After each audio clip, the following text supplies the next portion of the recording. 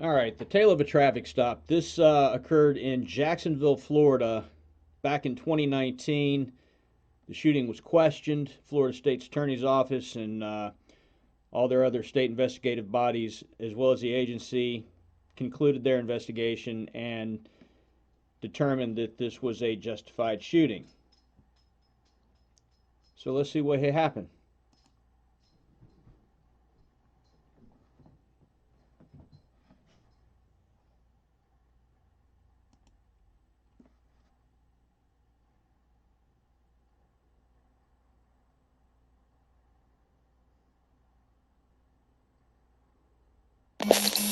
How you doing, sir? 21st and Parkman, Mike, 3 All right, so you didn't have a seatbelt on. I know you probably put it on later, but you didn't have a seatbelt on when you came out onto Check that, that road over there. 54th and Fine, current. Drop my phone. I was picking it up. That's fine, no biggie. Sorry about that. Not a problem, man. You got your ID on you, man?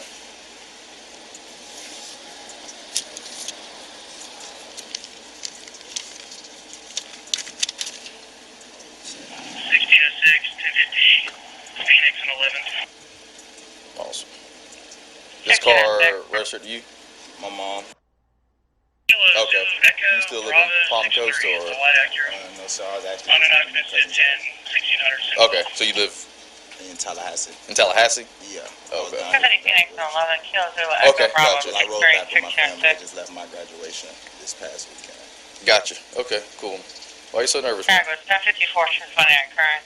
Oh no, I'm just scared of police. I haven't been pulled over in Jacksonville the whole time I lived here, so this is. Yeah, that's fine. Well, I mean, you shouldn't. You don't have to be that nervous, my man. So you got anything in the car or anything like that crazy? Because I mean, I can tell you that you, just by your mannerisms, you know, you're doing all this, a lot of wild stuff that you weren't even, you know, what I mean by wild, I mean, and here's what I mean, is that you're doing a bunch of movements that make no sense to what I want you to do, which is just find your ID. You know what I'm saying? You keep reaching and moving. So what you looking for, man? I was looking for the registration. I don't need your registration. No. So, do you have anything in the car at all? Yes, I actually have my firearm. Okay. So those are all reasonable questions. And it happens all the time on traffic stops. You see it generally even before the car gets pulled over. As soon as you get behind them, you start seeing that head moving around. You start seeing shoulders drop and arms moving and all this kind of stuff going on from behind. And when you get up to the car, you see that the shaking. And look, I get it. People are scared of getting pulled over. People are scared while they're pulled over. But there's a certain level of nervousness that becomes unnatural. Like, I get that you're afraid of being pulled over. I can't count the number of times, even driving in a patrol car, and highway patrol or something would pass, and it's like, oh shit, am I? Oh, you know what? I'm a cop too. So it's these are all reasonable questions to be asking based on this man's state. That's fine. Hop on out for me. And, Can I grab the receipt for my firearm? no, I'll get all that in just a second. I want you reaching. Where's it at? In my jacket. In your jacket? All right. Hop on out for me. And then the receipt is right there. That's fine. I'll get it in just a second. Turn that way for me. No problem. There you go. That way.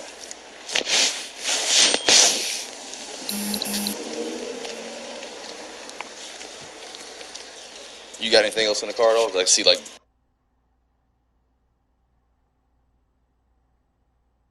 weed flakes flaking off of you. No, sir. We just got the roll in the blunt? No, sir. Okay. Why you smell like the way you smell? Actually smoking hemp. Okay. You smoking hemp? Yes, sir. Okay. You got anything else in your car at all? No, sir. Nothing illegal? No, sir. You sure? Yes, Okay. Mind if we search your vehicle? sir. No, sir. You don't mind? I do mind. There's no reason for you to search my vehicle, sir. I have my legal firearm, and that's about it. Okay. That's fine. Well, given the fact that you... Ooh, stay still. I'm sorry about that. Given the fact that you had marijuana flakes come off your shirt the way they are, okay, So here's something, and I'm sure you guys have seen it based on my training experience. He's making an assumption. You've got marijuana flakes. Now, I'm sure based on his, training and experience, he observed something on the suspect's shirt that was consistent with what he is familiar with to be marijuana, that's fine. But to come outright and say you've got marijuana on your shirt, you got to be careful. And I know that's semantics. I know you're parsing words, but when you get into court, semantics and parsing words matter. That's a no-no because you don't have a marijuana card, do you? No, sir. Okay. But I know that hemp is illegal in the state of Florida, sir. But that wasn't him that you had flipping off of you. It was, sir. Okay. Well, that's fine. So you have nothing else on the car at all? No, sir. Okay. What kind of firearm do you have in your car? A Glock 26 Where is it at? in my jacket, located right there inside of the jacket. Okay. You have a concealed weapon permit? No, sir. It's in the jacket, concealed. Well, it's in the jacket, and according to the law, doesn't it have to be? I know it has to be put away when it's inside of the vehicle, and it's away inside of my jacket, inside of the vehicle. So is it in holster? It's inside of the jacket. No. So the that means jacket's away. Nope. So what it means is that in the state of Florida, it needs to be either in a glove compartment locked away in a holster, or it needs to be in another locked compartment inside of a holster, legally, to be able to possess it legally in a vehicle. Unless you have a concealed weapons permit, then you can carry it any way you want to. Reason being the concealed weapons. Okay. All right. So, by you carrying a firearm in an illegal fashion, you know what I'm saying? That's not good. So, I'll get the paperwork for your firearm. Can I grab my phone? Yeah, you could grab it. All right. So, let me get the paperwork so I can see if your serial number's on there, ring your serial number and all that kind of stuff. Put you in the back seat of my car, okay? So you don't skedaddle on me. Sound good? Yes, sir. All right, come on. Can I walk by myself, please, sir? No, I'll hold on to you. Can I grab my ID? Nope, leave it right there. Don't. Shit. Yeah, you good, grab it. All right, so. Now, one thing that I do like that he's doing is he's making everything a question, and he's asking for him to agree. You know, I'm going to go ahead and put you in the back of my car so you don't skedaddle. Is that okay? The natural reaction is to say yes. Can I grab my ID? No, you don't need it. I got that. But he's putting the ball in his court, right? You get paperwork so I can see if your serial number's on there, ring your serial number and all that kind of stuff. Put you in the back seat of my car, okay? So you don't skedaddle on me. Sound good? All right, come on. Can I walk by myself, please, sir? Hold on. Can I grab my ID? Yep, leave it right there. Don't touch it. Leave it right there.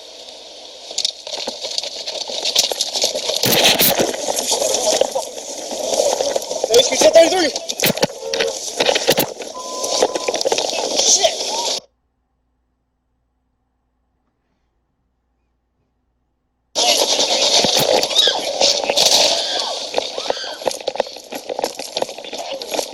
Bring the units here now.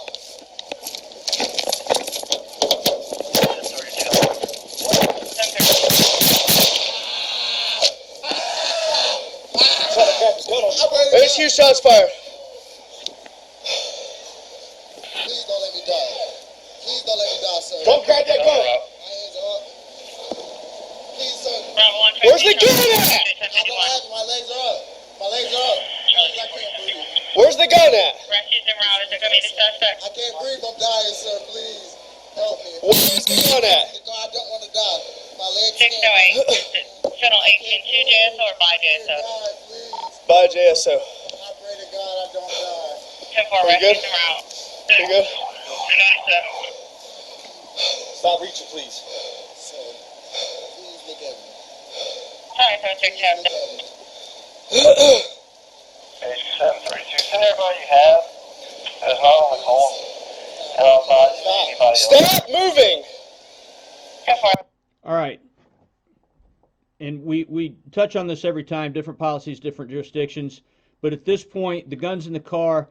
Advance on him. Let's get him in custody, and let's start rendering aid. We've got to be able to do those two things once you determine that he is no longer a threat.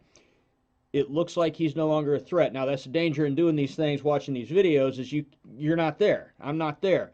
But it appears to me, based on what I'm seeing, he's no longer a threat. He said, I'm ready to give up. You've got two guns out there. one cover, one approach, take care of your business. Get him restrained and start rendering aid. All 1051. Stop moving! And Bucky. Shoot. Shoot. They shot him. I'm dying. Back. I'm dying. Dying. Vehicle. 97. She tried to rope off as much of the scene that we can. We get a couple more units here so we can get the suspect detained and get some treatment. There's two of you, man. 1600. We're good. He's shot. We're good. I got you. We're good. Stick with him. You're gonna already Here. roll. Since I was with him, Okay, For you're the good. 1051. all right, we need somebody get up here and detain this suspect. 1600, 732. Best we can. Hey, I got turn it. over. To, Turn over. Turn over, bro. Turn over. Hey, once we get him to the here, let's move on this guy and get him detained before we do anything else. Here, you're One the next only 10, I 26. handcuffed. All right, go. Move. I got the car.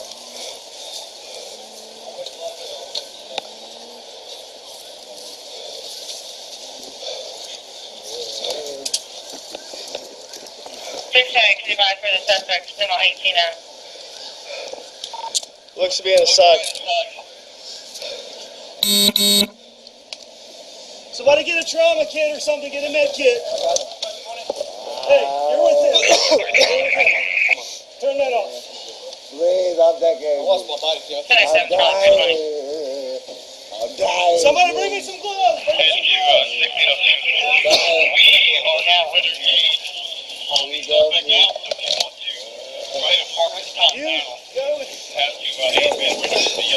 him. Come on, let's go. Turn your body camera on. Body cams off. Where's your car? Hi, son.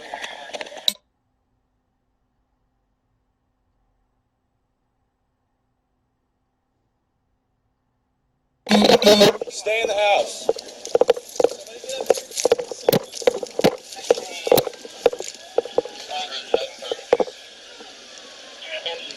Hey, turn over. Turn over. Turn over, bro. Turn over. Hey, once we get him to units here, let's move on this guy. Get him detained before we do anything else. Here, you're the only. So somebody shows up that's starting to make decisions, right?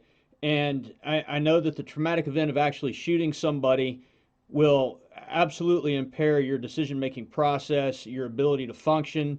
But at the same time, everything's got to be reactionary in that once you determine, okay, this guy's no longer a threat, he's no longer armed, and I've shot him, he's got holes in him, then we need to determine now, can we move up here and get him secured and render some aid?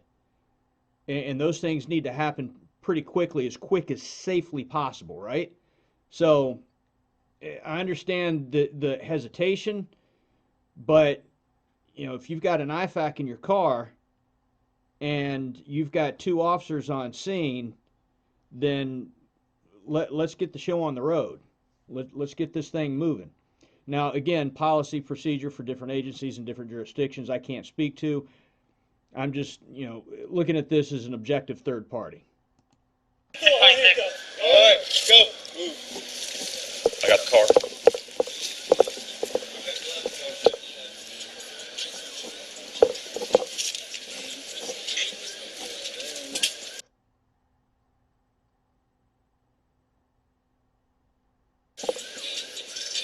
Can you advise for the suspect, criminal 18 now?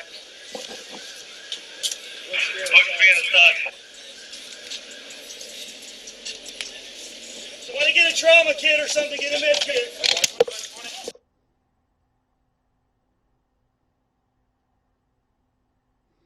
So what they're doing here is illustrating that while there was a confrontation, and we'll leave that extended mag, while there was a confrontation inside the vehicle, at one point, at the beginning of the traffic stop, there was no firearm visible. After the crash in the shooting, the firearm was visible, which would indicate that the driver, the suspect, did in fact attempt to take control of his firearm and use it against the officer. The officer did state that while they were struggling inside the car, the subject brought the gun up towards his face, at which time he put his head behind the suspect's head to avoid being shot. In other words, bad guy would have had to shoot himself through the head to shoot him. It's good thinking. Unfortunately, the suspect did pass away during surgery, but it's almost inexplicable as to why he did what he did over some shake and a gun. I mean, everything was going fine all the way up until the point where he pushed the cop and then jumped back in the car. And I think that him taking off was more of a symptom than it was an attempt to flee. I think he was attempting to get the gun and managed to take off almost as a byproduct of trying to get the gun, if that makes any sense. Anyway, if you guys see anything that I missed, drop in the comment section down below, subscribe to the channel, and we'll see you soon. Be good. If you can't be good at it.